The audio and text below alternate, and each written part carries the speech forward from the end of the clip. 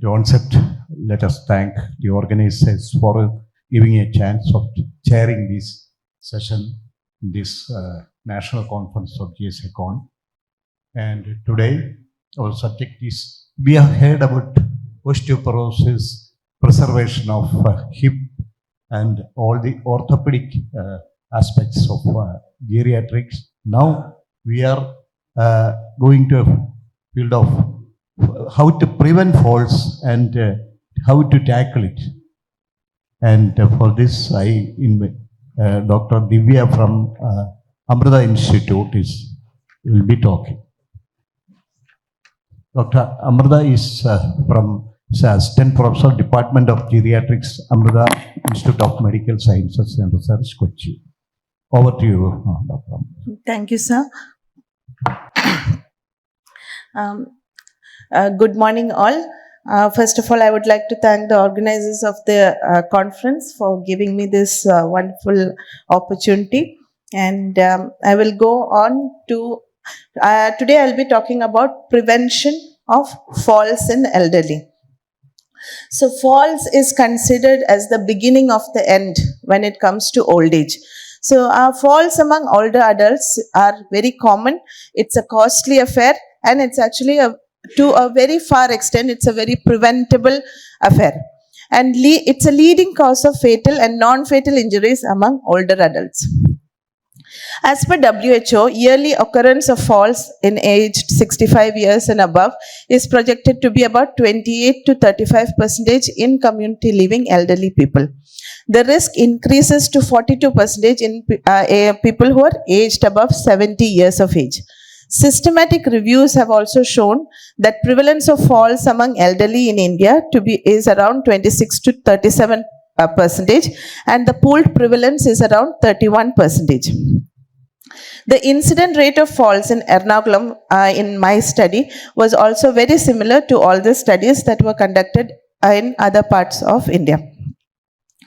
Now, falls has various impacts on the health of elderly. When we come to the physical consequences, most of the fractures after a fall happen at the hip or forearm, and it leads to a lot of pain, discomfort, and disability in the elderly. It can also lead to medical conditions and health problems due to prolonged immobility, such as deconditioning.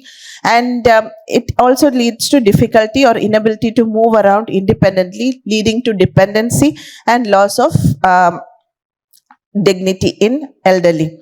And many of them, after a fall, due to the fear of fall also, they have this unsteady walking pattern after the first fall.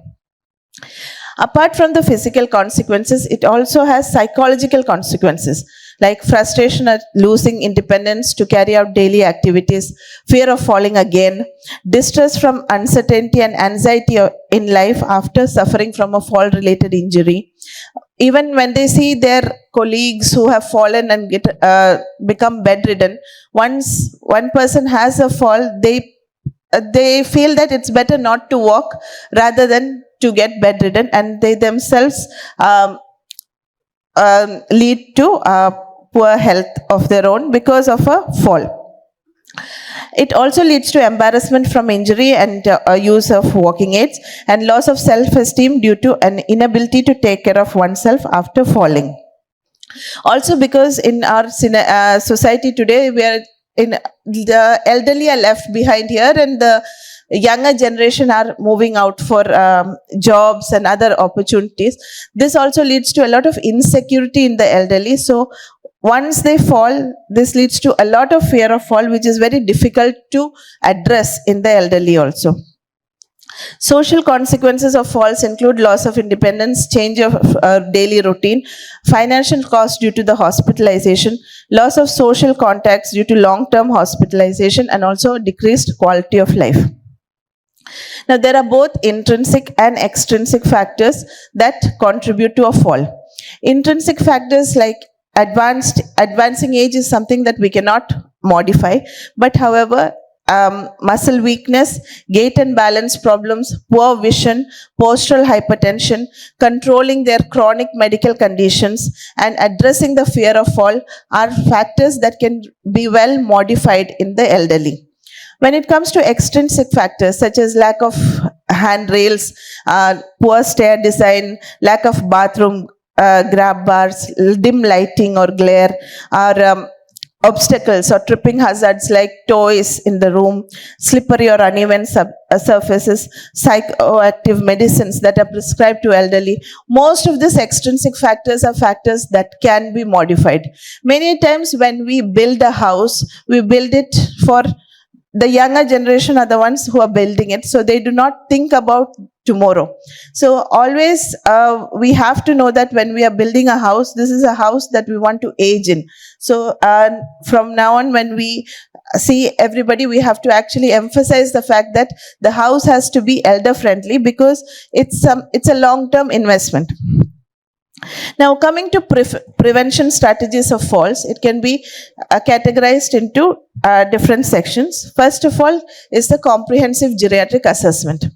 Comprehensive geriatric assessment should be offered to anybody who presents with history of 2 or more falls in the past 12 months, who presents with a medical attention because of a fall, and also for anybody who has difficulty with walking or balance even before they present with a fall.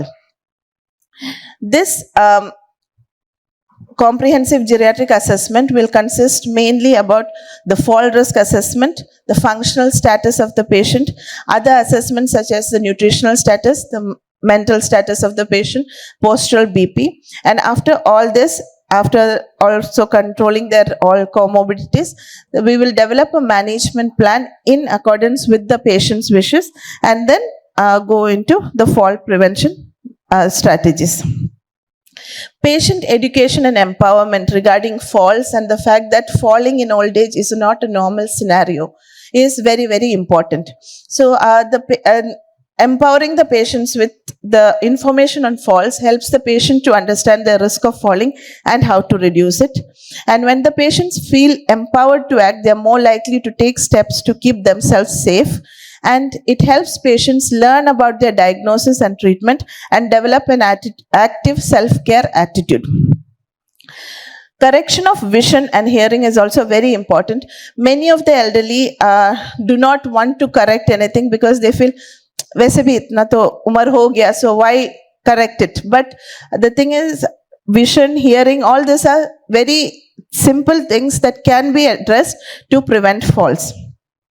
So various studies conducted have shown that those who have hearing impairment are more prone to falling, and also the evidence from the longitudinal study of aging in India shows that the unadjusted odds of falls were 16% higher among individuals with low vision and 40% higher among individuals with blindness compared to people with normal vision. The impaired depth perception and also the impaired contrast are significant visual risk factors for falls above the visual acuity. Now, screening and correction of osteoporosis has already been covered. Coming to strength and balance training programs, we have various types of exercises. We have aerobic exercises, resistance exercises, flexibility exercises, and balance exercises. All these different types of exercises gives you different benefits. So, according to systematic reviews, the rate of falls reduced by 24% from balance and functional exercises, 28% from programs involving multiple types of exercise, like usually balance and functional exercises plus resistance exercises, 23% from the Tai Chi, but programs like walking, dancing, resistance training alone, their percentage was not very clear. Another systematic review with meta-analysis showed that strength training showed comparable results with number of falls in older adults when compared to other multimodal or unimodal exercise modalities. So strength training and balance training exercises are very, very important. There are exercises that can be even done in sitting position in a very safe manner. So this should be encouraged, and not walking or not being active is not the solution to preventing falls. It is actually maintaining your balance and stability.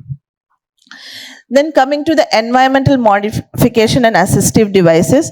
So home fall hazard interventions reduce falls by about 26%.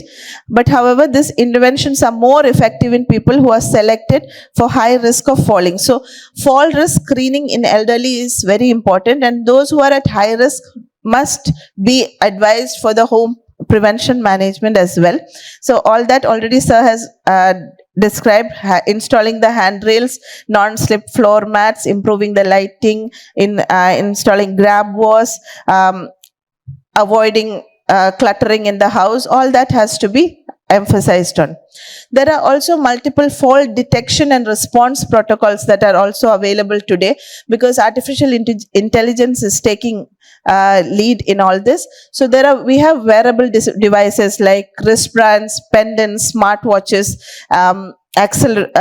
they are used, but however, the elderly adherence to such devices are very low, and because of that, the whether it's actually promising or not has not been really proven scientifically. Also, hip protectors, although they prevent hip fractures, the problem is that most of them are not very comfortable to wear. So again, the elderly, they do not adhere to using this hip protectors and all. So the adherence is more important in all this devices. But if it is being used, there are the recent devices, they have technology which helps in alerting the person that you have fallen, or else alerting the caregivers or family members that your family member has fallen. Some of the devices have the ability to even alert emergency services, and also they can have two-way communication where the family members can talk to the person and find out how the person is after the fall. And also there are tracking devices, so you can find out where the patient has fallen, so you can send help to the patient. So such systems are also coming up and more in use as we speak. We also have environmental sensors, which are like motion detectors, cameras, and pressure sensitive floor mats, but mostly used are the wearable devices. Apart from all this, psychological effects of falls also needs to be addressed, such as fear of fall, the isolation after a fall, depression following a fall, and the unwillingness to engage in activities. Usually it is a vicious cycle whereby an elderly falls, they develop increased fear for falling again, they reduce their physical activity, and this leads to deconditioning and reduced physical ability, leading to increased risk of falling. And again they fall. So in conclusion, falls among elderly is very common, costly, preventable. It's a leading cause of fatal and non-fatal injuries among older adults. Comprehensive geriatric assessment followed by multimodal interventions by a multidisciplinary team is very important in managing falls in elderly. And identifying patients who are frail or at risk of falling and addressing the risk early is key to fall preventions. Actually, if we can detect patients who are at risk of falling early, even before they fall, then it's a win. But if once a fall happens, the patient loses their independence. So as much as possible, this should be prevented. And if any elderly who comes to your OP may not report to have fallen. So it's very important to ask for the history of fall and address it before it actually causes an injury to the patient. Thank you.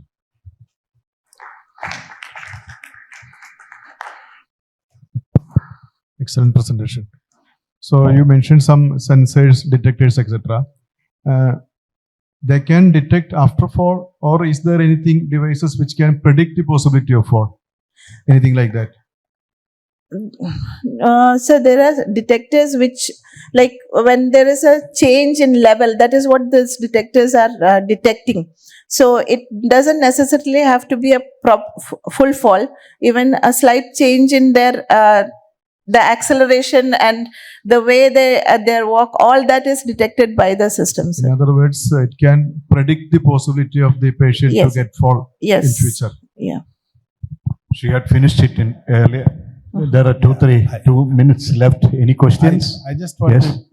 Yes, I sir. just wanted to give one information. In my book, which was released yesterday, I have 2 chapters. One is assistive devices, which is written by the Assistant Director General Health from ICMR. In that, they shows various assistive devices which are helpful in walking or preventing fall. I have a chapter by Dr. S.V. Kulkarni also, in which he has written about the various gadgets. In that, there are fall detectors that suppose there is a sudden change in posture. The message goes to the caregiver or to the doctor automatically, along with the location. A number of times, those elderly who are living alone, I mean, they are detected next day morning by the ayah or neighbor or somebody who says that they are not opened the gate, and then they found them fallen, come out with various fractures or subdural hematomas. Is nothing unusual. Even our first defense minister fell down in the bathroom. He hit the shower and was detected next day, and they found he had a big subdural hematoma. He was flown and then operated. So this way, these fall detectors mentioned in my book. If anybody wants, he can buy the book. If he doesn't want, can send me the email. That particular chapter, I'll be happy to email the person free of cost. Thank you. Come on. Actually, regarding the fall technology only, now there are actually companies which have come with radars, using the radar technology, wherein any movement, there is obviously the sensors, and fall detection can also happen. And when the person is not in bed also, because in assisted living, where people are living for care, so obviously that is very helpful when the caregiver is not there. My question to Divya is, if there is one thing that you would want to tell the caregiver or the patient for fall prevention, what would be that? One thing, one most important thing that you want to tell them.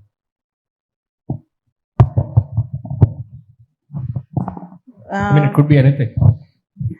Okay, one main thing is the home environment modification would be the one that I would stress more on. Yes. Yeah, actually, you hit the nail on the head, purely because it is apparent that home is safe, but there is where the falls happen the most. So, thanks. One more thing we physicians have to think is prescribing psychopathic drugs. Because the children or the bystanders may come and say, sir, രാത്രി ഉറങ്ങുന്നില്ല sir, എന്തെങ്കിലും ഒന്ന് മരുന്ന് കൊടുക്കും, ഞങ്ങൾക്ക് ഉറങ്ങാൻ പറ്റുന്നില്ല. Be very careful that when you prescribe such drugs, is one of the main cause of falls, because they get up during night hours and they fell down, and nobody knows that the person have fallen down. So we should be very careful in prescribing the drugs, or alert the bystanders that such a risk is there. You should be very careful, or give the patient a protected bed, such things. Okay, come on. It's very vitally important when it comes to elderly polypharmacy. There is something called as anticholinergic burden. So if we can calculate that, and if we emphasize to anybody who is prescribing for elderly to check anticholinergic burden, it's available online on Google. You just put ACB and it will come. So that makes a huge impact as well, because that is one of the major cause for elderly having a falls because of the polypharmacy. It's just an input. Yes. Thank you. There are no more questions. We will wind up the session. Thank you very much. Thank you, Divya. Right. I would like to just add one thing. When an elderly presents with fall, and never say that, okay, thank God nothing happened, and move on. No, find out why the fall happened, try to address it. That is very, very important. Thank you, sir.